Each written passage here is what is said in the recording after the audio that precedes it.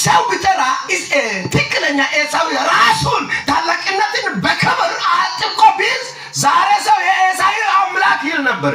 አሁን ግን ያዕቆብ አምላክ ይላል። እኔ ደግሞ በዚህ አጋጣሚ አሁን በሚያወራው ልክ መልእክት አለ።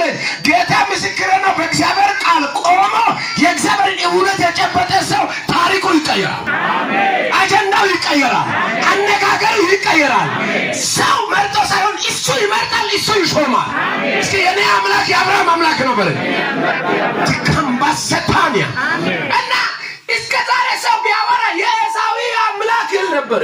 ኤሳው የራሱን ታላቅነት ስላቃለለው እምነት ያለው ታናሹ ወሰደና ዛሬ ያዕቆብ አምላክ ነው የተባለ ያለው። አሁንም በራሱ በሚያገለግለው በዚህ ቃል ብልጥ የሆነ ሰው ታሪኩ ይቀየራል። አሜን።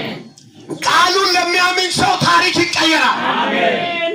እና ያዕቆብ ስለ ያዕቆብ ታሪክ ታውቁታላችሁ። እሱ ብዙ አለት ምሽት ነውና ያዕቆብ ነገሮችን ሁሉ 31ኛው ምዕራፍ ላይ ለዚህ ይላል ከሰው ጋር ታግለ ከእግዚአብሔር ጋር ታግለ አሸንፈሃልና ካለ ሰው ማን ነው?